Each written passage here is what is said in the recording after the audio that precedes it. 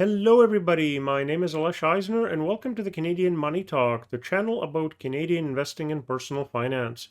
Please like and subscribe. I record 2 videos per week, so make sure you ring the notification bell to get notified each time one comes out.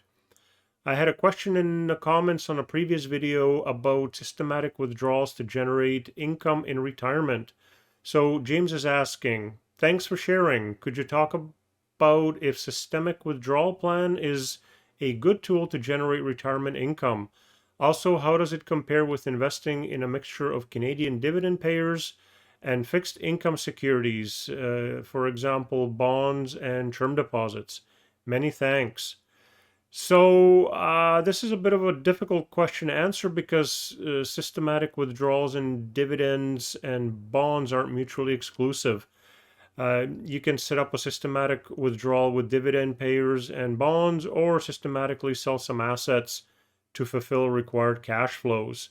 So let's look at some details about both of these elements and see how far we get. So firstly, when you turn 71, you'll have to convert your RRSPs to a RRIF and start withdrawing 5% per year, which increases as you age. So systematic withdrawal will help you keep ahead of that limit. Partially deregistering an RRSP can include fees with certain brokerages, such as Qtrade, as you can see here. So converting an RRSP to a RRIF has the benefit of avoiding this. So just a hint. FYI, when converting an RRSP to a RRIF, this will give you another benefit as well. If you're receiving income from sources such as pension plans, certain annuities, a registered retirement income fund, RRIF, which is what we're talking about here, or other locked-in registered retirement income funds, you may be able to claim a tax credit on the amount up to $2,000 of that income. So the federal credit rate is 15%, resulting in a maximum federal tax savings of $300, which is the 2,000 times 15%. There are also provincial and territorial pension income tax credits.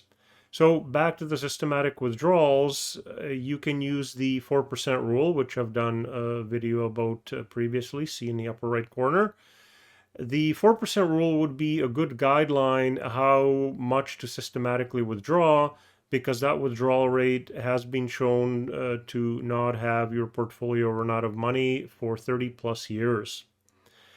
If you're using a RRIF, TFSA, or a non-registered account, you can do the withdrawals monthly, but you would probably want to do an RSP withdrawal annually if the fees I mentioned earlier are in effect with your brokerage. Either version is a good way to generate income for retirement, as long as you have a sufficient portfolio to cover your spending.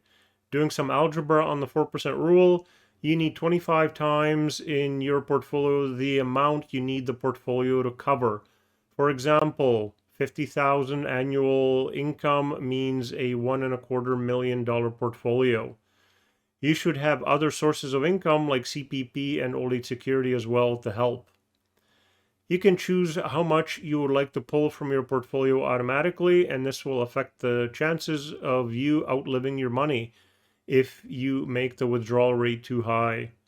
To answer the second question, withdrawing money out of an RSP or RRIF will be taxed fully as salary, and you have to pull a certain amount from a RRIF, so there is no tax efficiency at withdrawal. Now, if you have the Canadian eligible dividend payers, as the question mentions, in a non-registered account, you get very tax efficient dividends, but also have no choice about the amount. Dividends in Canada are averaging 3% yield, and if you pick specific companies for dividends, you can easily get 5%, which are on top of any share appreciation, thereby allowing a higher payout rate than the 4% rule. Bonds or term deposits, on the other hand, pay interest, which can be significant in increasing interest rate environment depending on the bond and the term deposit, but 4 to 7% on fairly safe bonds and 4 to 5% in very safe term deposits can be expected. The interest is tax inefficient, however, and should be held in a TFSA or an RRSP. Ultimately, systematic withdrawals and dividends and bonds aren't mutually exclusive.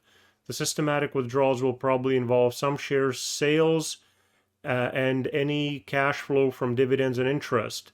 Canadian eligible dividend payers and bonds can be used in a systematic withdrawal scheme, keeping in mind that the dividends and interest will pay out automatically, and then you just have to pull out any further funds manually on a schedule. Or you can just do everything manually.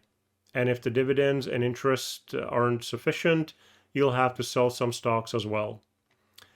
So that compares systematic withdrawal plans with using dividends and bond interest for income.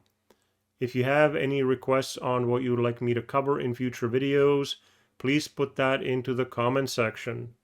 Please like, subscribe, ring the notification bell, and may you have a profitable day.